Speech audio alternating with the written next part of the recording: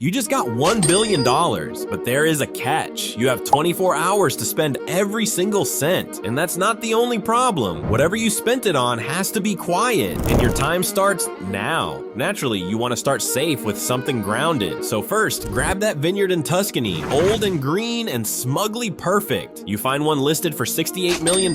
Sold. Trust the agent's smile to be a little too wide, but you don't have time to look. I mean, you've got $1 billion to spend before mama calls. So after the vineyard, you hire a small army of restoration experts to fix the cellar, the vines, the stone walls, because user 73728 on the internet says heritage needs maintenance. Just like that, another 12 million gone.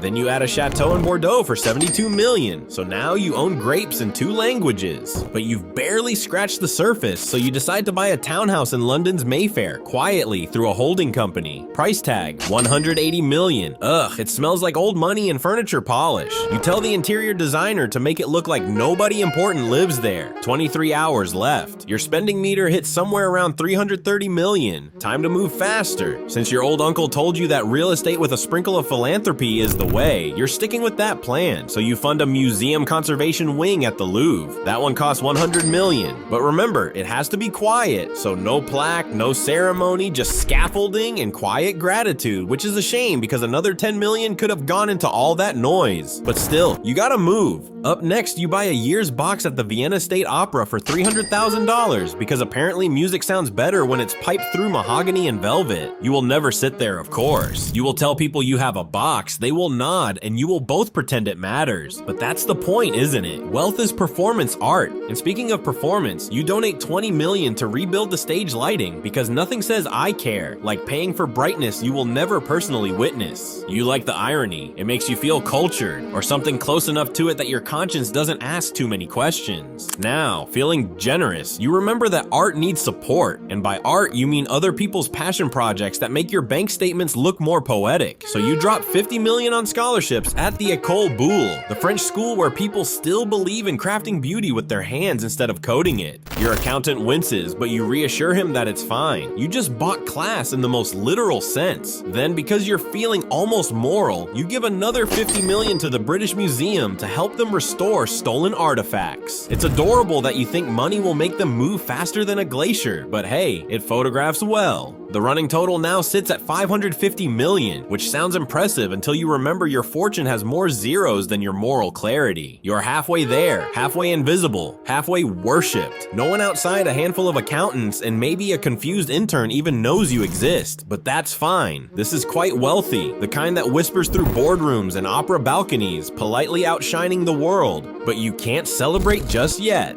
You still have a whole lot of spending to do, and you're running out of quiet options, so it makes sense to consider the collector's spree. Ooh, bougie. First, you buy a Monet for 110 million. You consider a Picasso, but decide, nah, that one's too loud. So instead, you settle for a Mark Rothko for 86 million. That's 2 color blocks for the price of an oil rig. And since you are now officially part of the glittering species known as the rich, it only makes sense to accessorize accordingly. You stroll into Patek Philippe as if time itself owes you rent. You pick 2 watches, 12 million each, because why settle for one when you can have matching proof that you have conquered the concept of punctuality? You do not really need to know the time, of course. You have people for that. You only like the ticking because it sounds like applause in miniature. Or maybe you just pretend to like it, the way Elon pretends he invented everything he bought. Either way, you leave the store wearing 2 wrists worth of history and self-satisfaction. Before your driver even asks what's next, you have already decided. The car box needs something legendary, something to make other billionaires nod in slow, admiring silence. So you add a Ferrari 250 GTO, 70 million worth of scarlet nostalgia, because the price of exclusivity is measured in commas. It is a collector's dream, an engineer's masterpiece, and your newest hostage. You will never drive it, of course. That would be far too human. The mere idea of getting dust on that paint is sacrilege. Instead, it lives in a temperature-controlled vault where cars go to experience eternal retirement. You tell yourself it is not vanity, just preservation, which sounds nobler and vaguely philanthropic. Every time someone mentions horsepower, you You smile faintly, as if the word offends your minimalist soul. The truth is, you do not care about speed. You care about owning something that could win races, but never will. Because true power lies in restraint, or at least that is what your PR guy said during lunch. And since every garage needs a little culture, you decide to furnish yours like a billionaire's daydream. A Jean Prouvé desk for $9 million, a Giacometti lamp for $2 million, and a Ming vase for $23 million, all strategically arranged to make accountants question their life choices. The desk, of course, will never see paperwork. The lamp will never be switched on. The vase, however, might hold exactly one flower during spring if you are feeling whimsical. Oh, and since we need this money to go down faster than Mr. Beast can come up with a related challenge, you should consider buying a Fabergé egg for $15 because restraint is overrated. Right now, your spend meter is at 883 million and you still have about 18 hours on the clock.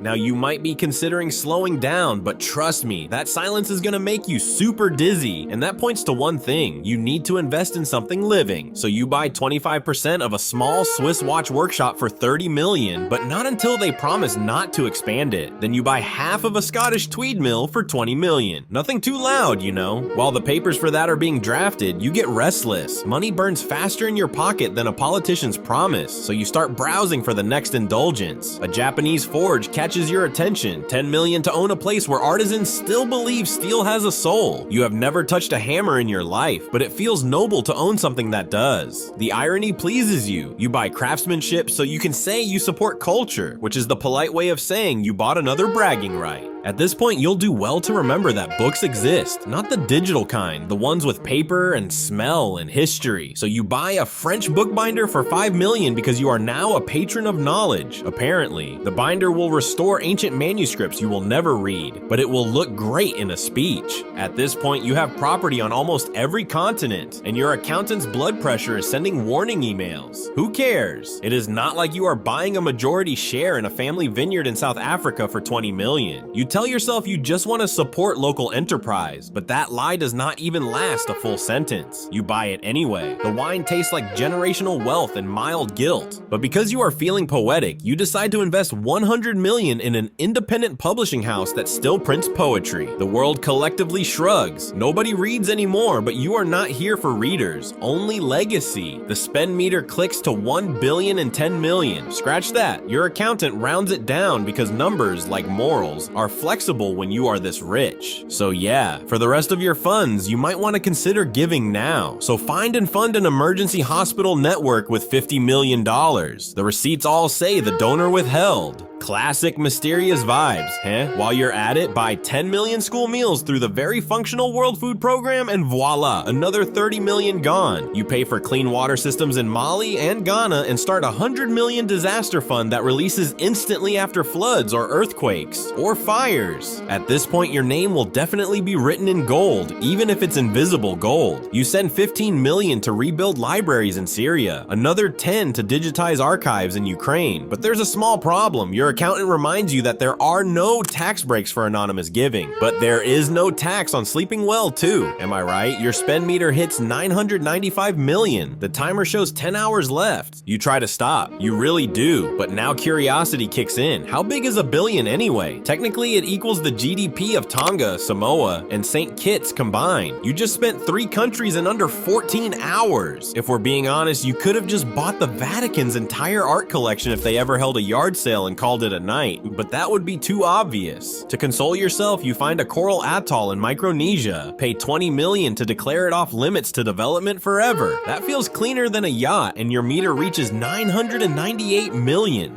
5 hours left, 2 million unspent. You give 1 million to a small university library in Scotland to restore manuscripts eaten by mold, 1 million to an old piano conservatory in Vienna, 1 to the family of the restorer who fixed your Monet, and for your final act, you wire the last 2 million to a group of scientists designing biodegradable batteries. The meter blinks, 1 billion spent, timer at 0.